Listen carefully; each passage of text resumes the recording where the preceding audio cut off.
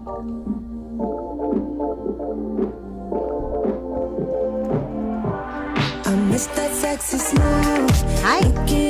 Hello, everyone.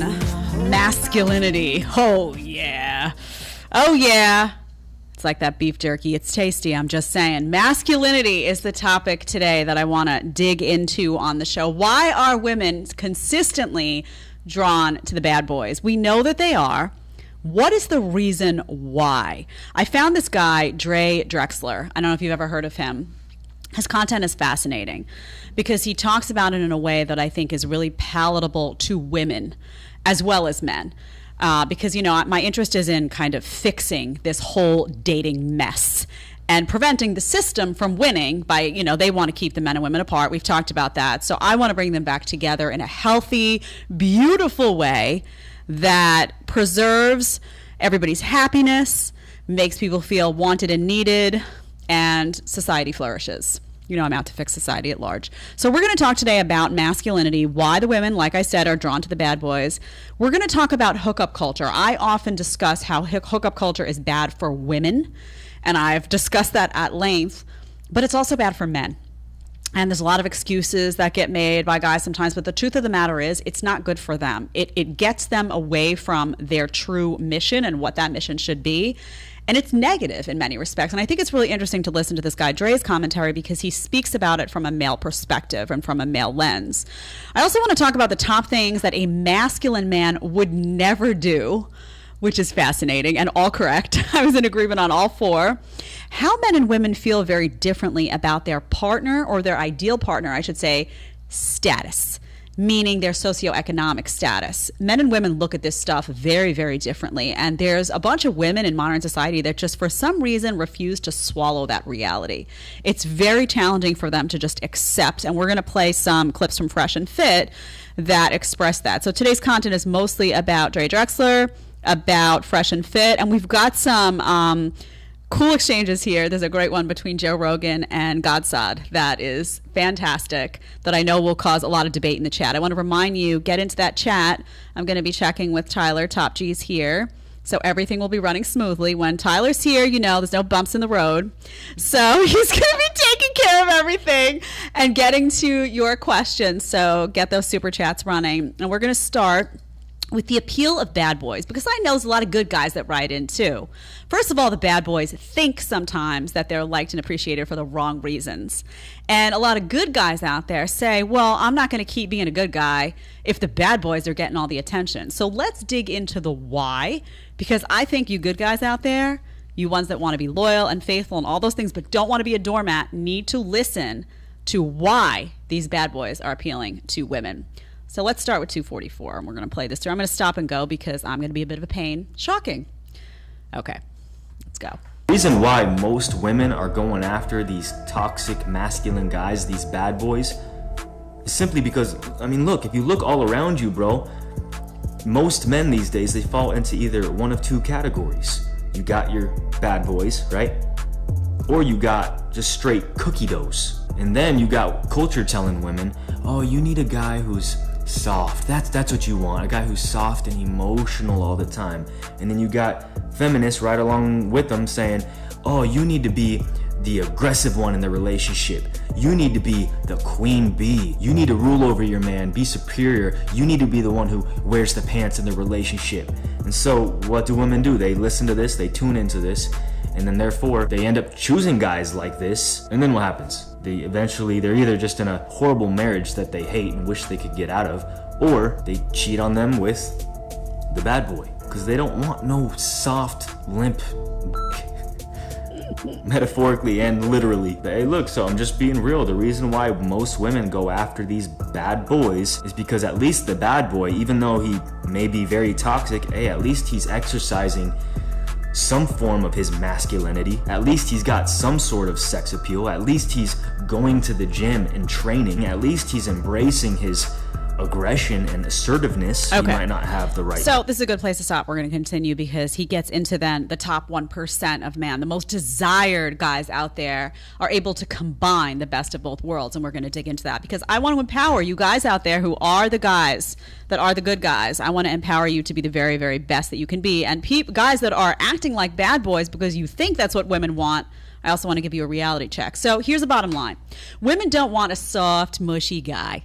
They don't. They don't want to sit down to watch a rom-com and look over at you and you're sobbing. Okay? They don't. Now, society does tell women, oh, you want the mushy guy, you want the soft guy, you want the emotional guy, you want someone who's going to talk about their feelings. And then you know what happens? Women ultimately say, okay, I'm going to go get that guy. They go get that guy and they're immediately turned off. Because there's nothing worse than a guy who's not in charge of his emotions, who's not in charge of what's going on around him. You don't want a guy next to you that looks like he's going through some type of emotional collapse, where you then have to carry yourself and worry about yourself, and you also got to take care of the guy next to you. No, that is unnatural to women. It's very off-putting. And we don't want to do it. Now, I'm not talking about circumstances where something happens, you're with a partner, a family member dies. I'm not talking about extreme circumstances. I'm talking about the energy that exists in terms of a male-female dynamic. Women, and I've told you this, want men to be sturdy. So this soft, mushy guy, that is a media-driven narrative about what women want. It's not an actual representation of what women want. Women want a sturdy guy, end of story. And also, let's get controversial. Why not? Women also don't want to wear the pants in the relationship. They don't.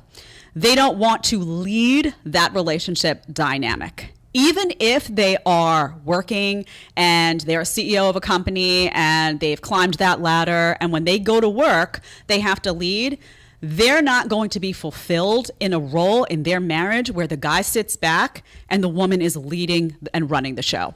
They don't. They're not happy being that head of household and just have a guy there that goes along. Sure, honey, whatever you want. Sure. And everyone says all the time, like, happy wife, happy life.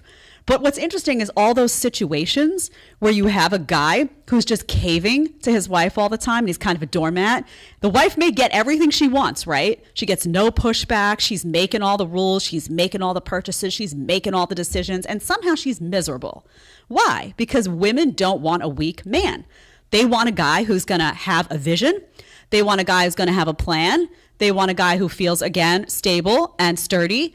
And they want a guy who's going to push back when they're saying something that's not right. They want a guy who's going to be like, did you really just say that? And have some oomph to him. So what society tells you that women want is completely wrong. Women, when they follow, society in 2022's rule book, they wind up in these situations where they're absolutely miserable. And this guy is right. This guy, Dre Drexler, is right. They wind up cheating with the bad boy. Now, are they looking for a bad boy per se? No, they're not. And we're going to get to that in a second. But what they are looking for is masculinity.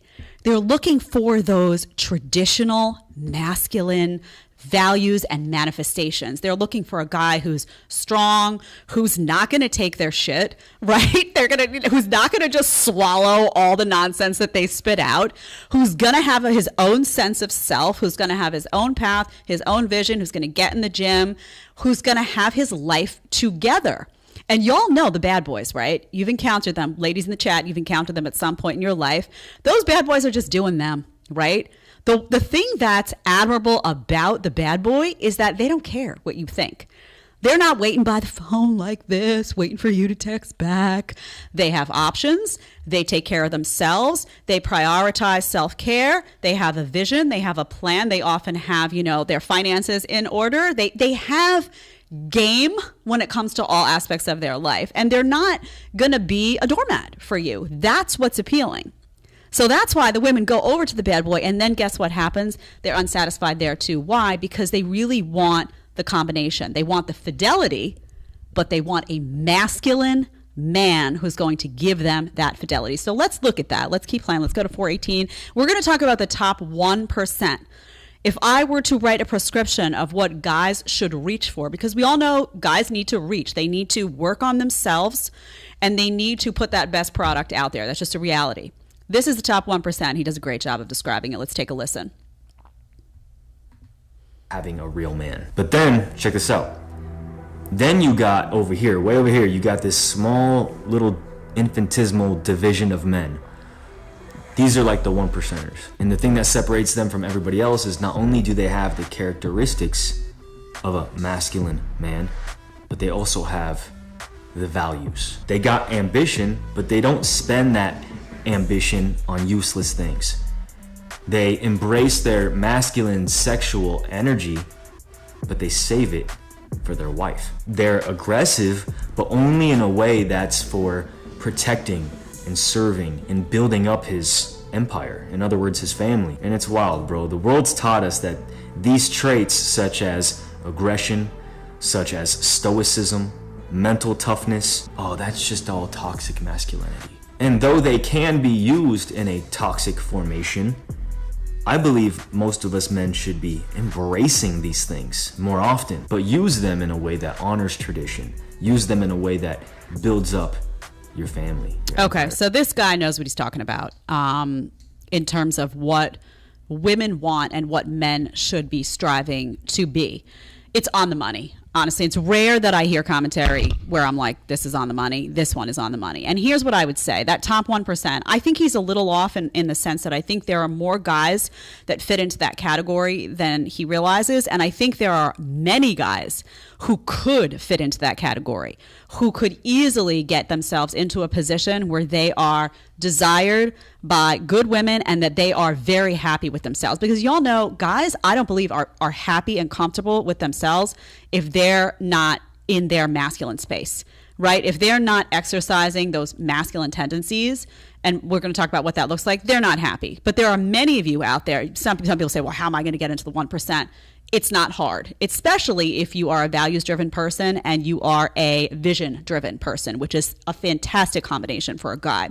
So here's what the ladies really want, if you care. So what does it look like to be a top 1% guy? You got to have game. You got to have game. You have to know how to flirt. You have to know how to approach a girl. You can't be afraid of women. You can't, be afraid to go over to her in a bar. You have to know how to flirt. You have to know how to have the game. End of story. You have to be physically strong. Women want a guy who can do the push-ups with you sitting on their back, right? If you're as a female, you want to feel dainty. You want to feel like your big bear hug man. I like to know that if my husband's doing push-ups and I hop on top of his back, he's just going to keep going. And that's how it goes down in my house. He passed the test. So women like that. Physical strength is very appealing because we want to know that we can lean on you. You are the rock. You need to be the rock. So if something bad happens, or if we get scared, or if we get intimidated by something physically that's going on in the world outside, or if times get tough, who knows what the way the crime is and what's going on around the country right now, around the world, I should say, in many parts. We want to know we can lean on you. If you are physically weak, you don't feel sturdy to us. That makes us nervous. That makes us uncomfortable. It makes us feel like we got to go elsewhere to get our protection. That's a horrible dynamic in a relationship. So you got to have the game. You got to be able to do the push-ups with her laying on your back. That's 2. Ambition is very attractive. A driven man, because that means that guy is setting up a roadmap for the family's success. When you're with your guy, you're a team, right? So the fact that he has vision and he can get you from point A to point Z, forget about B, C, D, and E. You want a guy that's looking all the way down the road and who wants that beautiful home and who wants to provide for a child and who wants to give you a life where you can have a little bit of peace. Yeah, I said it, a little bit of peace. So that's very, very attractive, ambition in a man. Sexuality. Sexual desire, super important. I was taking these notes as he was talking to make sure I didn't miss any. You want a guy who's sexual and who has that great sexual energy, but you want him to only have it with you. So again, it's the guy who's desired by other women because he's got the game, because he's ambitious, because he can do the push-ups, because he is masculine, he is driven. But when it comes to his sex drive, which is super active, you love that. You love a guy who's like the Energizer Bunny. It's true, you just do. But you want him to only be the Energizer Bunny with you.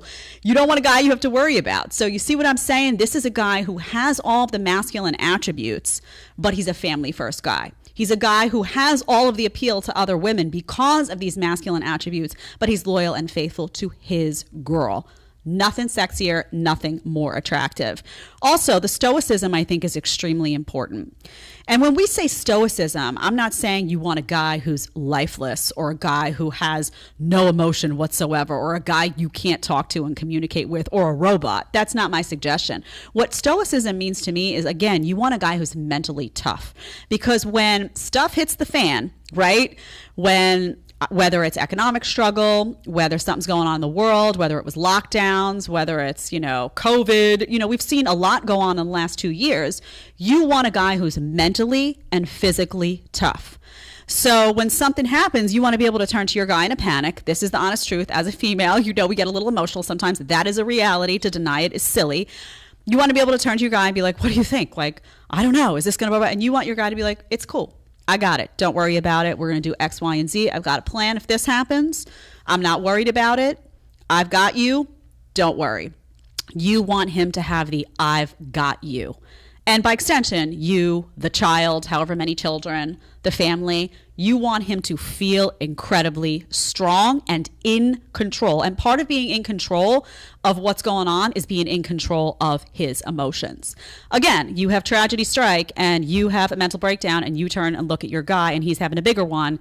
You're going to be like, where do I run? You are going to have an instinct as a female, and I will tell you this right now, to call someone who does feel sturdy. Is that another guy?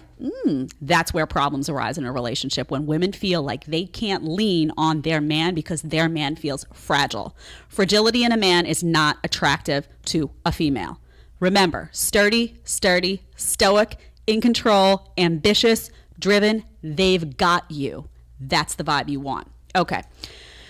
We're going to turn to hookup culture. I think this is a really important topic to talk about when it comes to men, because oftentimes you will hear a lot of people say that hookup culture is bad for women. You've heard me do it. I've done those panel shows where we look at a bunch of women who are talking about their high body counts, and we say this is not good for women. It leaves women unhappy. It delays the period where they're thinking about a family.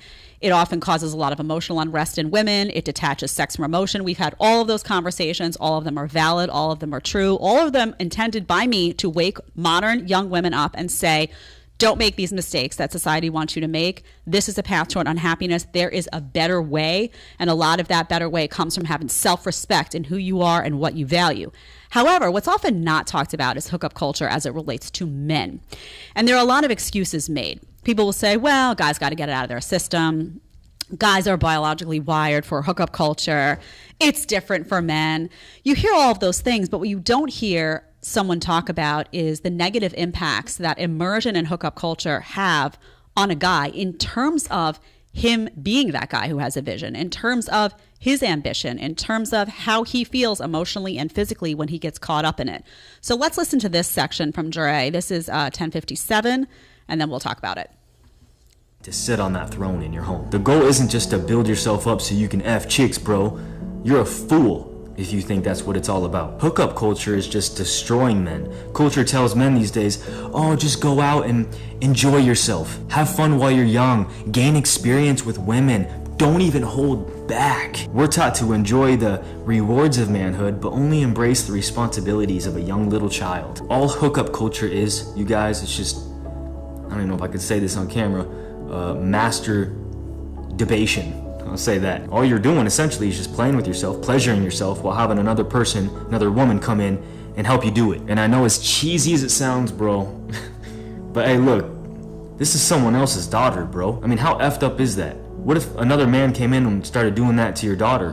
What if 10 different men, 20 different men started coming in and doing that to your daughter? Just using them as a masturbation tool, a slab of meat that they can just get off to. Would you be cool if they were doing that with your daughter? I mean, if you got a soul, I don't think you would like that, right? I know I wouldn't. So don't waste your time just embracing hookup culture. Our world is in the state that it's in because of this. Be very careful with the type of girls that you date. They could literally destroy your life. I know men in my own life who've gotten themselves so deep into these relationships with the wrong women that their life is literally hell on earth. And then you got... Okay, so these are really important points that guys need to think about. And I know, again, it sometimes is tendency to excuse behavior that guys will manifest, such as sleeping with a bunch of girls. Oh, we got to get it out of our system. But think about it. Get what out of your system, A? And what is the benefit that comes from that? From a guy who's in his mid-20s, late 20s, who's engaging in hookup culture? Just think about it for a second. Hookup culture, I think, when it comes to men, it causes you to lose perspective, number one. It can cause you to kind of lose your sense of morality, where you're in a numbers game. And in order to be the popular guy, in order to be the guy that the other guys say, oh, look what he did, all of a sudden you become that guy who's trying to like get more girls, like check off that list. Like, did I hook up with enough girls this week? Did I hook up with it? Did I have a good summer tally of girls? And you start to forget that, A, these are people, right? 2, they're not objects. And 3, like, who are you becoming in this process? And if you did have a family, great point he brings up, and you have a child one day and that child is a girl, are you going to like pray that that girl doesn't encounter a guy who's behaving like you? You don't want to be a person that ultimately is the type of guy that you would want your future daughter to stay away from. That's bad. So sit and take that moment as a 20-something guy. It's a grown adult man, and think about it. I think that also people forget oftentimes that when you're engaging in hookup culture, where does that go down? You're in the bar more, you're in the club more, you're drinking more alcohol, you're dipping into the drugs here and there, you're being less healthy when it comes to your physical body and your mental health.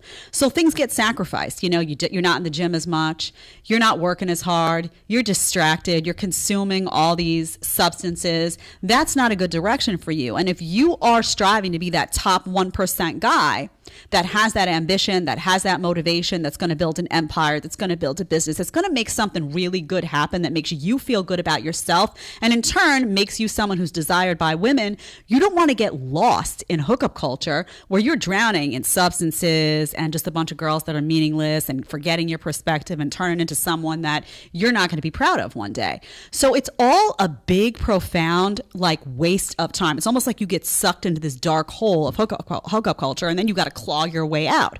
So again, what I would say to guys is, like, instead of hookup culture, doesn't it sound more appealing to like focus on self-improvement for you, to figure out what would actually make you into a happier, more stable, more financially independent guy?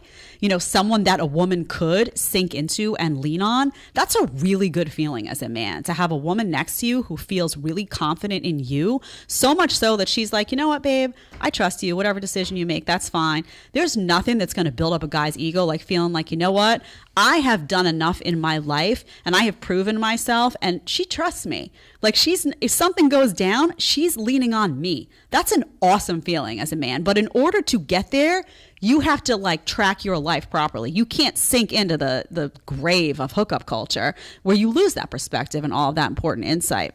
So focusing on self-improvement, getting in shape, getting financially stable. And again, like I wrote down here, numbers game. Something that's it becomes that. It becomes in hookup culture. I've seen guys. I remember seeing guys that when I was in my early 20s that were in that hookup culture mentality, and they would go through anxiety. They would get depressed if they weren't in the game. In the game meant that you went out this weekend and you were the guy who didn't get the phone number or who didn't hook up with a girl. Suddenly, like, there's something wrong with you. You're getting obsessed about it. You're depressed. You're feeling down on yourself because you're playing this game. And it's the whole game is bad for you, right? You can't even, it's like you're stuck in it. It's like quicksand. Hookup culture is like quicksand. You get into the game and you're doing all the wrong stuff and you're sinking further and further. Alcohol, drugs, depression, girls in and out of the bed, losing your self-motivation, losing your ambition, your direction. And then you got to figure out a way to claw yourself out. And a lot of guys don't claw themselves out until they're 30-something. And then you've got all of those years wasted on alcohol and girls that meant nothing, when you could have been investing that time into the self-improvement that would put you in a position to get a girl that you felt really good about. And you'd have your pick of the litter, honestly, because a lot of the girls are looking for that guy. And if you really think about it, let's take looks aside and things like height, things like that. Height you can't control, right? Looks is you look like what you look like. You can groom yourself, of course. There's things you can do to improve. But think about how much is actually within your control to change for the better. Like, you have choices, you know, the path diverges in the wood, you know, that poem, I think it's like Robert Frost or something. You got to go one way or the other way. If one way is hookup culture, and that's into the quicksand of depression, anxiety, all that stuff, and another way is self-improvement, if you could just step back and instead of letting your emotions or your sexual desires make that choice for you, let your head make that choice for you. Take that discipline that you value so much and put it to work in that moment and say, no, you know what?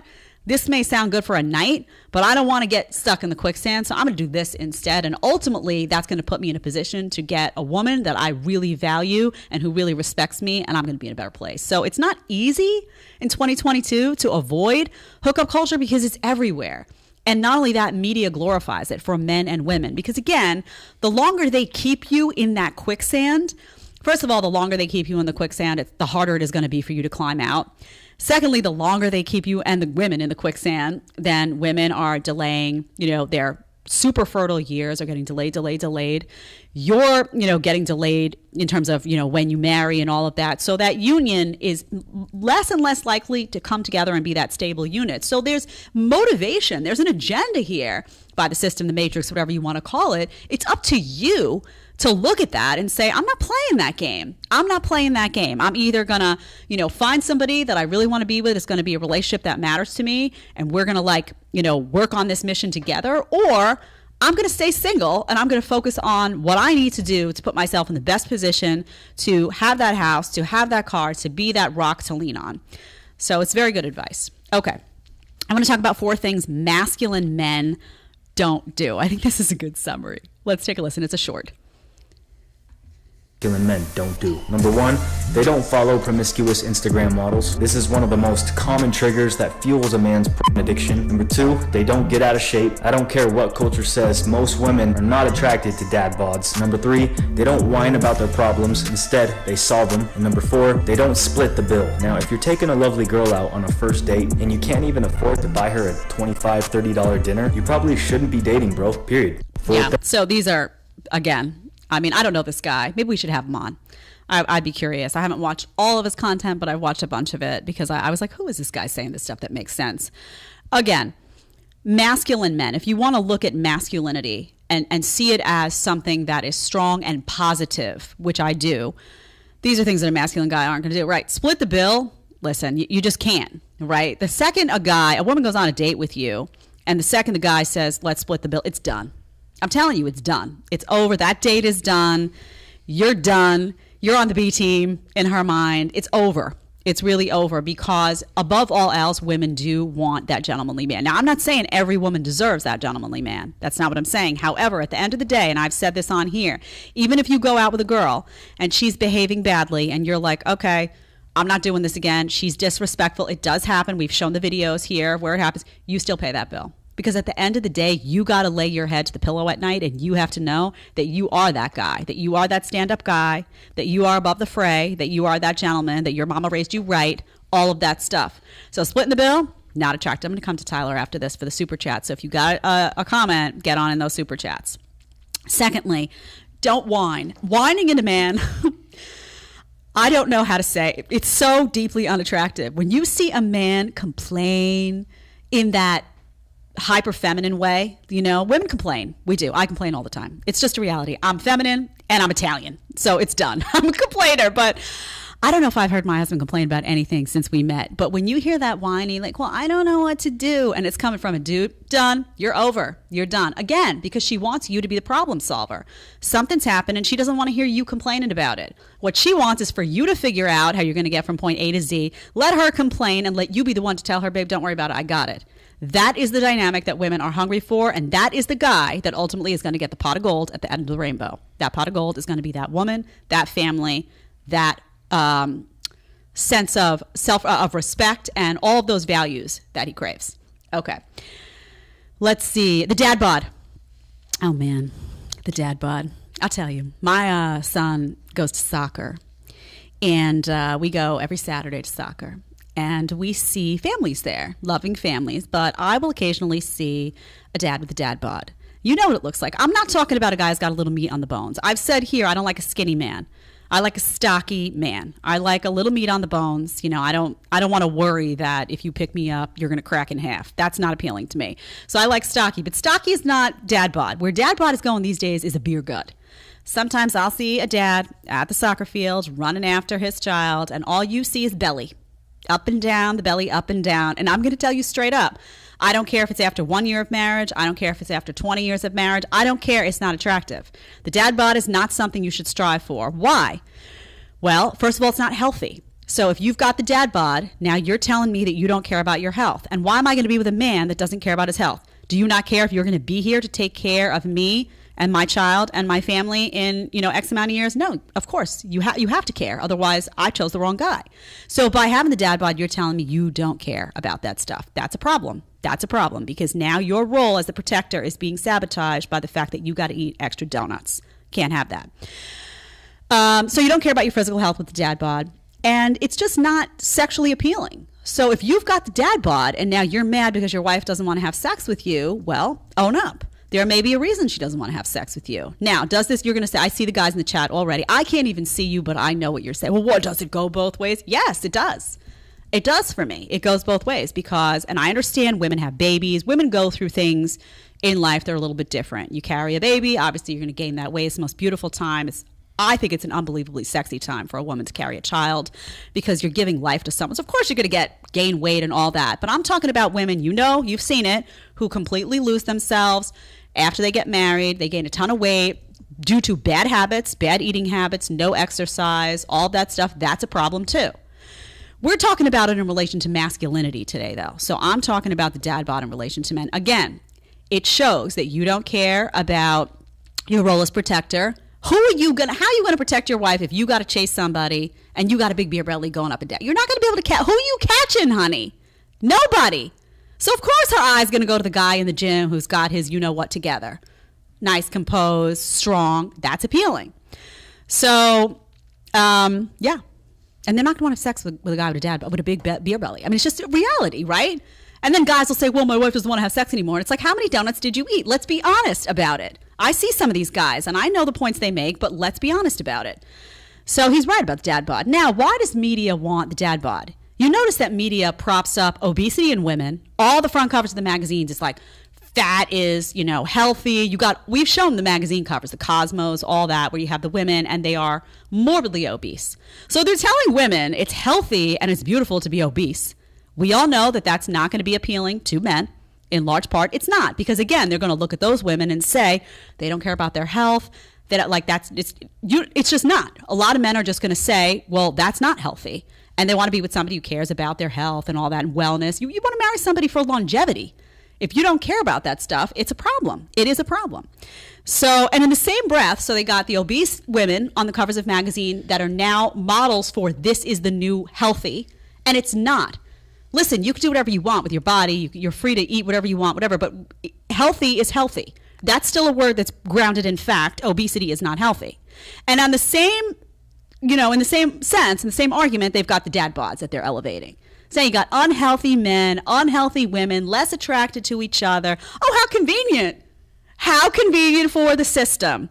You're less likely to want the woman's less likely to want you. There's less sex happening. There's less of a stable union. Everything crumbles. Oh, yay, more puppets of the state. I mean, if you really start to connect these dots, it's pretty easy that you can just see what's going on here. Don't be afraid to see what you see. And finally, not following the IG models, I think, is a good point.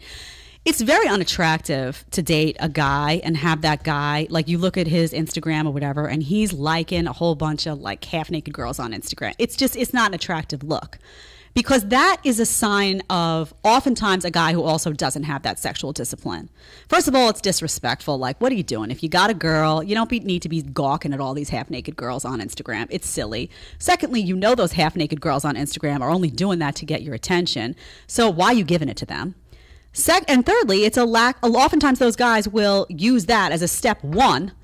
And then the next thing is, watching pornography or, it kind of feeds that energy of lack of sexual discipline. So it's not appealing, just to tell you straight. It's not.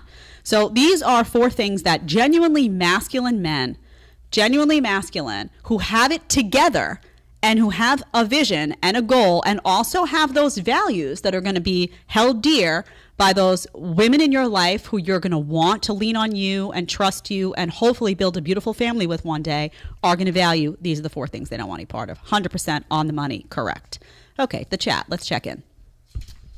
You know, this whole dad bod thing. I'll see if they pull it up. I just pulled something up that is peak physical fitness. But Omega gave $5, said option 3, get the passport and avoid being with the entitled sugar daddies. KS gave $2, said what if you're a single man that is 32? That's peak physical fitness right there. What is going on there? I mean, I don't even know what to say. Like, we just have to be honest. Like, that's not that, like, I don't look at that and feel like, ooh, you know, like I mean, let's just be realistic about the dad bod. You know how many tickets this guy sells when he takes his shirt off? Negative? He sells out Red Rocks Amphitheater. He takes his shirt off, and he's got the entire amphitheater. People are waiting to see that? Waiting. That's what makes his act. That's peak physical fitness. You know what still is a thing? You know Chippendales? The only reason I know is because I follow Vinny. Vinny Guadagnino from Jersey Shore is from Staten Island, as some of you know. His dad used to cut my dad's hair. It's like a long history there. So I follow him. We've, talked a few times back and forth on IG, and he does the Chippendales thing. So he'll post videos. That's how I see it. And I look and I'm like, wow, they're still valuing that guy, that buff guy. But I'm waiting because Chippendales in like 10 years is going to be all dad bods. And let me tell you, all those women are going to have to pretend they're clapping. Come on. You're not fantasizing about a dad bod. Ladies, can we be honest for a second? You're not fantasizing about a dad bod. You're not. You're fantasizing about that firefighter bod. You know it. That guy who, when trouble strikes, you can call and maybe they show up shirtless, just saying, and they save you, right? And the dad bod is less likely to be able to come to your assistance. It's going to take them longer to get there. You don't want to see the belly juggling on his way there. So these masculine guys that take pride in their physique, that hit the gym, that can do those push-ups with you on their back, priceless. Just saying. What does Rolo say, the guy with his shirt off at the foam cannon party? That's his go-to line, right? The guy who doesn't have his shirt on at the foam cannon party.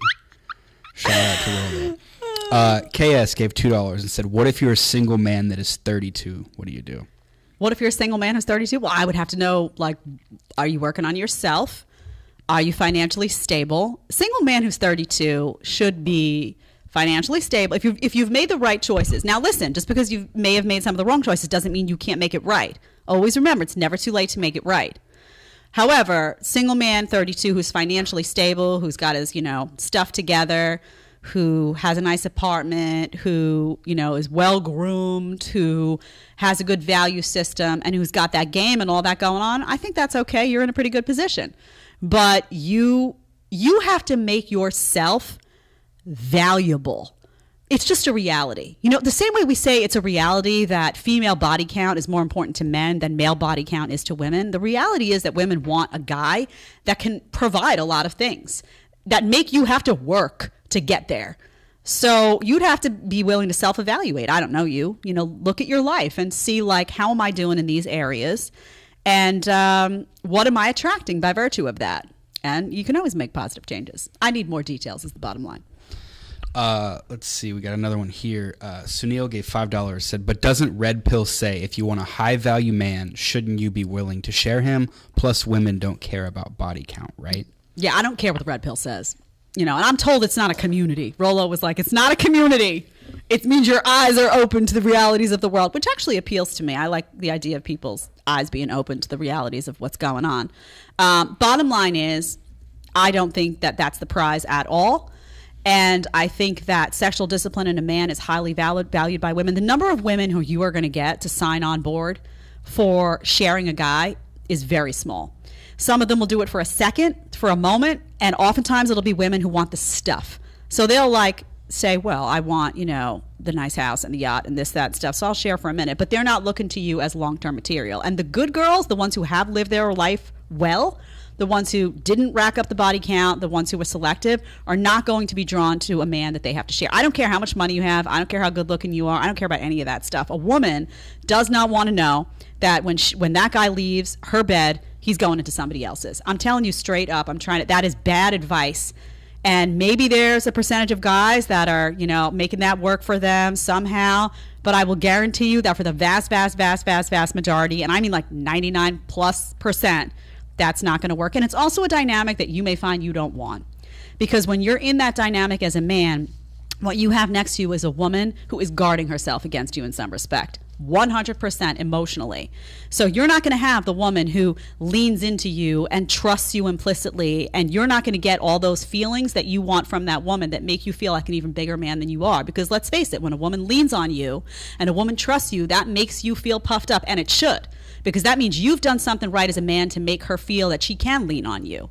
So that's a good moment for you, but that woman is going to be much less likely to feel that way if she knows that you're out the door and you're sharing intimacy with someone else. Now people say, oh, but what if it's not intimacy? It's always intimacy from a female perspective. I don't care. If you're entangled with somebody else's body and it's not hers, it's intimacy. So that is not a recipe for success. I'm telling you straight up, as someone who does value masculine men, as somebody who is propping up men, and as somebody who realizes that society in many respects in 2022 is out to get men, that share women thing is not going very far. It's not a good recipe for happiness. Jonathan gave $2. Do women like guys that ride motorcycles? So I think sometimes the motorcycle can be really attractive because it's like a little bit of, like, you're not afraid of the danger, right? The only time that becomes a little bit different, I think, is once you have children, and suddenly it becomes like safety and security take a whole new level. In other words, I'm like a roller coaster crazy. I'm a daredevil. Like, I'll bungee jump, I'll do all that stuff. But it's interesting, now that I have a child, I kind of take that extra second before I do any of the crazy stuff, and I'm like, what if something did happen? Like, I got that other little chip in the back of my head. So you will find that women, once you're a dad to her child, they become very aware that you need to be safe and protected in order to protect them. Like, if your safety is compromised, their safety is compromised. So if you see it that way, you'll understand why they might suddenly look at the motorcycle and be like, I don't know if that needs to happen. I don't know. So it depends. But you see, a motorcycle can have a sex appeal in some respects. Silly Sausage, our boy, gave $5. Oh, there you go. Said, just look in the mirror. Ask yourself, if you were a girl, would you sleep with you? If not, get to work. You cannot negotiate genuine attraction. And Derek gave $10, responding to Bert. Said, the Machine is a very successful comic. He's supposed to have a dad bod. He drinks like a fish and making millions. The average guy can't do that.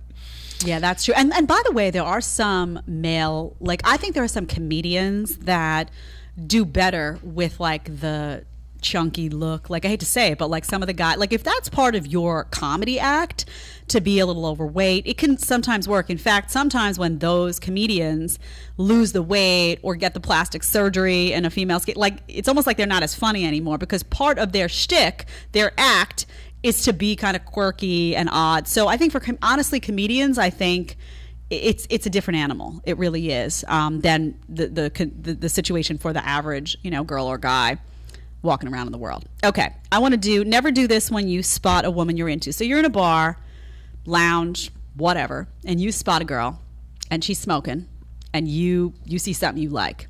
Don't do this. Let's play it. Do this with a woman. Now, if you see a girl and you have the intention to talk to her, don't keep making eye contact over and over and over. After that first glance, maybe the second, you need to execute. Grab your nuts and just go talk to her. If you keep glancing but aren't taking no action, you do that thing where you look at her and look away real fast, it shows a major lack in confidence, almost like you're undeserving. Never do this with a woman. Okay, this is a great point, and it brought me back to my early 20s, where I'd have this happen with guys. Like, I used to work in a lounge, and there's nothing less sexy, I'm gonna be straight, than a guy that looks over and, like, you can see he likes you. He's checking you out, and then he checks you out again, and then again and again. And then he's like grabbing his drink. He's trying to, like, it's horrible, because now he's afraid of you.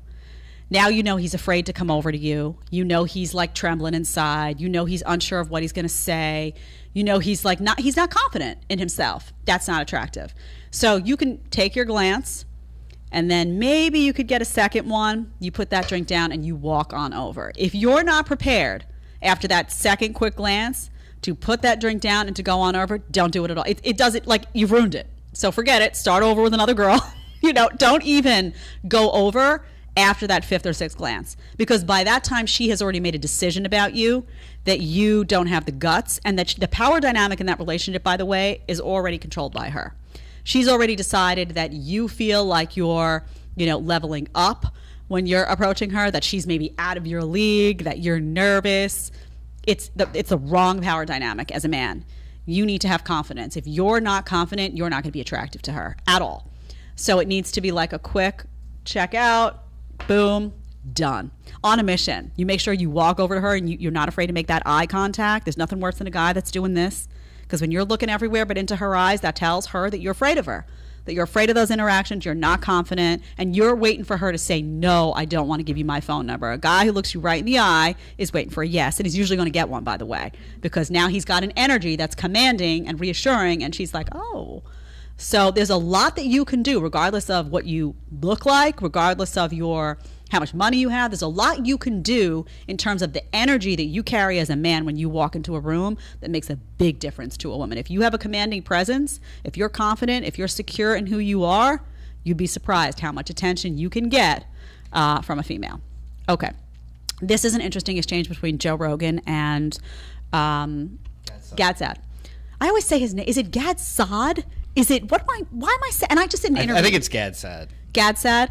He's hilarious, by the way. He's super funny. Super funny. I just did an interview with him on his show. People can go check that out. We had a great conversation about some of my books and me living in New York City and the crazy and the system, of course. Had to take the system down over there. Got to do it on every channel. But he's hilarious. He had this exchange with Joe Rogan about status. And I want to do this, and then I want to back-to-back it with the Fresh and Fit clip on that, where a woman is lost in space. Okay. McDonald's outfit dating experiment. Check this out. In that Ferrari or that Rolls Royce, it has a big impact when you get to that nightclub. There's a study that was done, I think, in the early 90s, where they manipulated the status, the attire of men and women into one of three different types: high status, medium, and some t-shirt or McDonald's. And then they asked men and women, would you go out for a coffee with this guy? Would you go out on dinner? Would you have sex with him? Would you marry him? And across all 6 levels of relationships, the status of the attire of a man had a profound effect on the likelihood of the woman saying yes. Higher the status, the more likely she said yes. That same manipulation on women had 0 effect on men. Yeah, okay. So we have this conversation all the time about what men and women want and what men and women respect and what men and women seek is different. This is fascinating to me because it shows that, in fact, and there's numerous studies to support what he's saying, that women do appreciate status. Now, what do we mean by status? Well, what he's saying, it's not about the car per se. It's not about the house. It's not about the outfit on an individual basis. But what all of that speaks to is that you are stable and secure. Again, you are someone that she can lean on. You are someone that's going to provide and protect. You are someone that's going to provide that security so that if she decides she wants to work, great. If she decides she doesn't want to work, that's also an option, because there you are providing that stability. It's just a sign of a guy who has it together.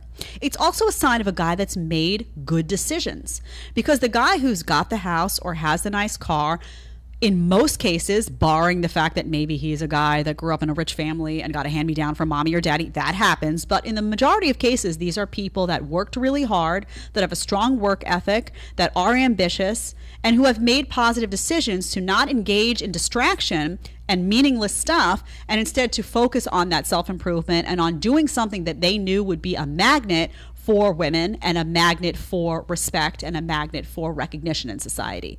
So it's absolutely true. Now, what's interesting about the dynamic is that if you flip it, guys don't care about a woman's status. And I've said this on this show. I said that a guy would be more likely to want to, marry a girl who worked at Target, who worked at McDonald's, who worked at wherever, and she was nice and she was pleasant to be around and she had a good personality and she had a peaceful energy. They will choose that any day of the week over the CEO, who's impossible and a nightmare to be around, because that CEO title is not something that they care about. They don't care about your status because they are a masculine guy isn't looking for you to provide for them.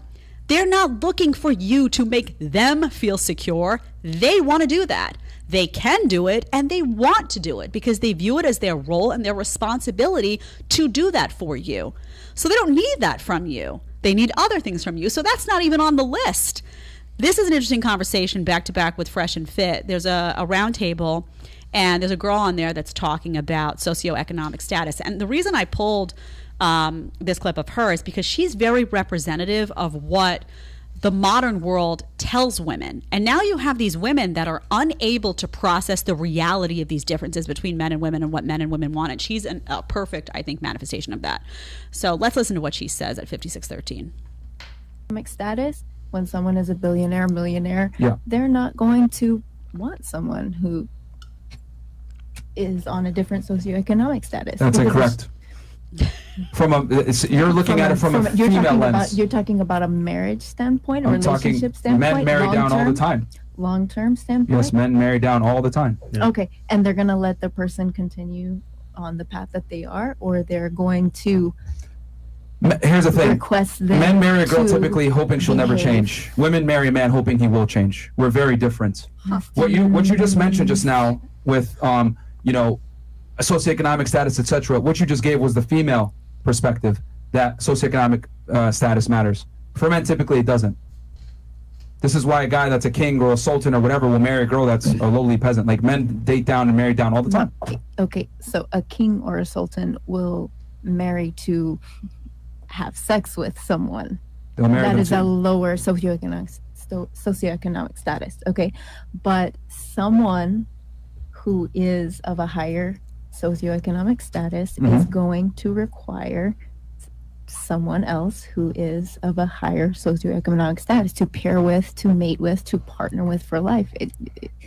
Justin, you're a multimillionaire. Do you care about a woman's socioeconomic status? Nope. Okay. So, and Justin's answer, we had Justin here, obviously, to talk about some of this stuff. This is a reality. But do you see how she's struggling? Like, she's like so sure of her point that if someone is of a certain socioeconomic status, be they man or woman, they're going to want someone of that same or similar socioeconomic status, be they man or woman. And he's saying, no, you're looking at it through a female lens. You're looking at it as a woman who, if you made $100,000 a year, you would want your guy to make $100,000 plus a year. That's true.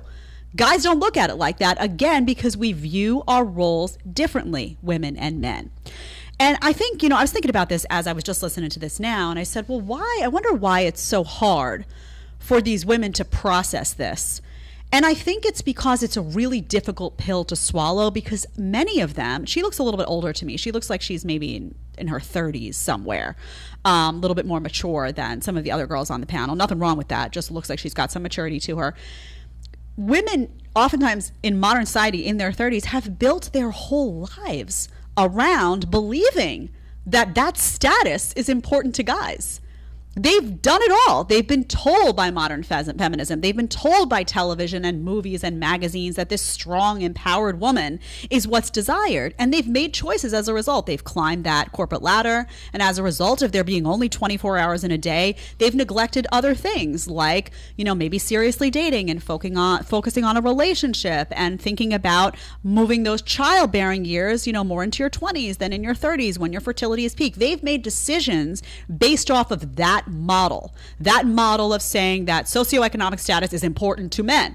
So when somebody confronts them and says, it's just not, it's a really tough pill to swallow, because they have to think about, well, if that's true, what have I been doing here? And maybe that's why I'm single. Maybe that's why it's been challenging, because maybe I'm prioritizing the stuff that's not important to men and not prioritizing the stuff that is important to men. Have I done something wrong here? And as we all know, in life as humans, it's hard to look back because you can't fix what you did already, right? And it's hard to do that. It's hard to look back and be like, oh, did I make a mistake here? So that's why it's so hard for these women to swallow and process this information.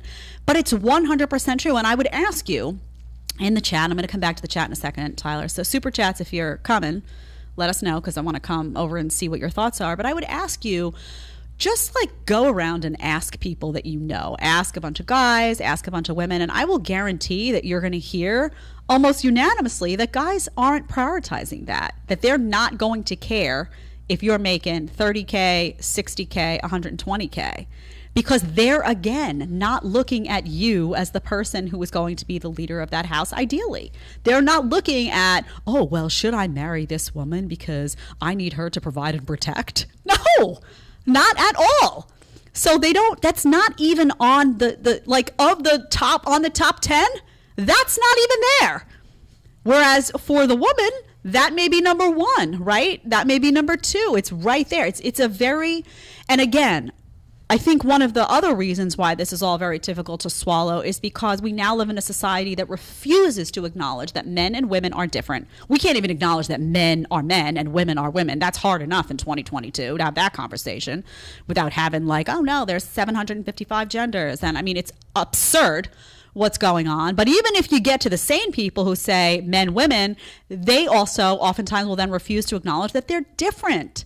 They're hardwired differently. We talked about this the other day. There are intrinsic differences that are not as a result of society, but are intrinsic due to your gender, due to your biology, due to being male or female. And if you ignore all of that, you start to see the world as, oh, it's just a bunch of people who want the same things. That is not true. And that's oftentimes why you have this happening in dating, because now you have, a clash. You have a refusal to actually hear from the other person what is a priority and what is important to that other person. Now, if you don't care, fine, but then you just may be alone for longer because you're not paying attention to what the other sex really cares about. So then it's on you if you choose to ignore. All right, we're going to go into the chat, and then I think we're going to wrap for today. By the way, it was my son's 3rd birthday yesterday. He's top G, just saying. He's got this little t-shirt that says, hanging with my bros. So cute. I love it. He turned 3, and he was a bit of a terror, but in a good way. So there's that. Tyler. Blue Pill Unplugged gave $5. So the title of this show should be Building a Better Beta. Building a Better Beta. Oh, don't confuse alpha and beta. Don't confuse the two. They're very different. But what did we title it? Bad boys something? Yeah. Oh, this is why women are drawn to bad boys. I like my title. Think about it. Is this not the conversation that's been happening for like 50 years? No, why do they want the bad boy? Everybody gets it wrong. This guy, Dre Drexler, who I'm going to have on here, hopefully in person. I don't know where he's located. Got it right. So props to him. Omega gave $5, said respectfully disagree. I don't know if this was with you or a different comment, but he said on Cold Approach, looks are very important to women. The difference between a creep, friend zone, and potential date is his look. Okay, so let me address that. A woman has to be attracted to you. It's not just your look. It's not just a put these 10 guys on a billboard and tell me which one is the best looking one. It's not as simple as that. A woman has to be attracted to you. And some of that will be what you look like. Some of that will be, are you her type? What your look is. If she likes a rugged guy, if she likes a more like well-groomed guy, if she likes the guy in the suit, if she likes, like I do, the guys that have the grease on their face that look like they rolled out from under a car. But a lot of what makes a woman attracted to you goes beyond what you look like. So what is your energy? This is why I keep talking about energy. I cannot tell you how important it is that you have that commanding presence, that you're confident, that you're secure in yourself, that you want to go over to talk to her, but you don't need to. Your day will be just as good if you don't. You could take it or leave it. She's attractive. You'd love to take her out. You'll show her a good time, but it's not going to make or break your life or your afternoon. You're going to go get that burger and French fries regardless, and you're going to enjoy it. Maybe you'll get a steak and a grass-fed steak and a side of avocado. I'm trying to make it healthier. You see where I went with that? But that's the attitude. So it's not just looks. And by the way, there are guys who are very good looking but have the wrong attitude. Either they're not confident, they're meek, they're feminized, or they've got that like, I'm here to hook up with as many girls as I can tonight, and women will not be drawn to them. What they will be drawn to is a commanding presence, and that idea of like, it's not dismissive. It's not a dismissive vibe of like, he doesn't want to spend time with you, but it's like, he doesn't need to spend time with you. It's a he can take it or leave it type of vibe. So just keep that in mind, because I think guys get stuck on like, I got to look like Brad Pitt. it's not about that. It's how attracted she is. And some of that is the way you carry yourself, your energy. A big part of it is, do you have a sense of humor? You know, how do you talk to her? Do you look her in the eye? All of that comes into play. Are you in shape? More than like what you look like in terms of like your hair color, your eye color. You know, do you take care of your body? Is that apparent from, you know, and women will have different tastes, of course, but just think about it like that. And I had said a long time ago, I think I mentioned this to Rollo, that a woman wants to feel safe and a woman wants to feel loved. But she wants those two things from a guy that she wants, you know, to jump her bones. Just saying. Okay. A few more here. Preston gave $5, said, Jedediah, love the show. You should interview Ryan Stone on alpha beta balance in a long-term relationship. Silly Sausage gave another $5, said, they spit out feminism and don't swallow the truth. Guys don't like spitters. American Capitalist 90 gave $5, said, with the society the way it is, it's blackpilling me hard. If you haven't been successful in dating so far, what's the incentive to start?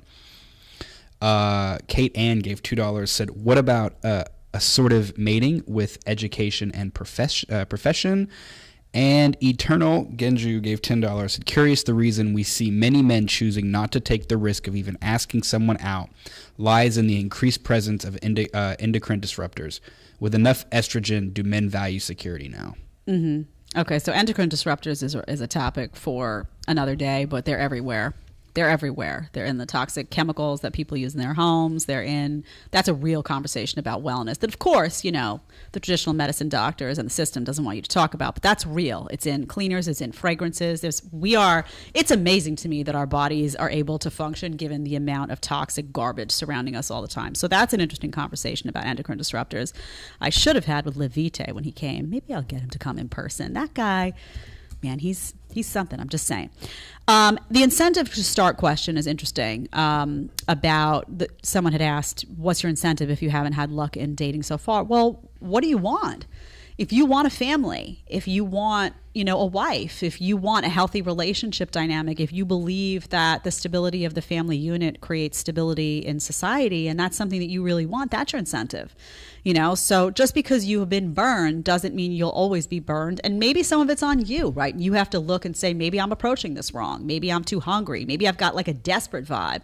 And a lot of these guys, by the way, in the hookup culture have a desperate vibe because they're so worried about like checking that box. Oh, this weekend I hooked up with this girl. Oh, this summer I hooked up with this many girls. Oh, I'm the one who went to the club and all my, you know, guy friends saw that I was able to make this happen and get this, that, you know, it just has such a negative effect on them overall in terms of like, they seem desperate. They seem desperate for the numbers. Women can smell that desperation too. So you have to be willing to, I'm not putting the blame on you if you've not had success in dating because I don't know what your particular situation is, but always look inward first, because even if somebody else bears responsibility for what's happened in your situation, so do you. There's something you could have done differently. And don't be afraid to be hard on yourself and say, I, you know, entered in a relationship with this girl and she did X, Y, and Z to me and that was bad. But maybe there was something you did you could have done better. And maybe there was something you did. Maybe you stayed too long. Maybe you put up with too much. Maybe you played a role in the disrespect that went back and forth. No one, when you have two people in a relationship, nobody is completely innocent. We all know that. There's always stuff that happens. So always be willing. The only way you get better, you can't do anything about the other party. You break up with somebody, that was a nightmare, that was a mess. You can't do anything about them. The only part that you can control is you and what you bring to the next relationship and what you bring to the next stage of life. So unless you want to carry a big old backpack on your shoulders of burdens of your past relationships, you got to be willing to just toss that off your back and be like, you know what? I'm a different person now. I've learned. I've made some mistakes. I know what not to entangle myself with. I'm doing better for the next stage if you want that union. And if you don't want that union, obviously, you don't have to get it. But ultimately, I do believe that most people want that union and most people are most happy and self-fulfilled when they get that positive union. All right, everyone. I love you all. I'm going to wrap up today so I can go home to my little boy. We've got a birthday week happening, not a birthday. It's like balloons, cake. I don't even know what else to do. It's like I'm ready to put on some type of costume. I was going to say Elmo, but, you know, they're woke now, so I can't even do that. But I will be back here on Friday, 1 p.m. Eastern time with another hot show. I think we'll talk about. Oh, by the way, Hunter Avallone, we're working on getting him. He will come on remotely. I'm trying to see if I can get him in person. Remember Hunter? I talked about his content the other day. We basically disagree on everything, so it'll be a good show. Just to give you a heads up, thank you for being with us today.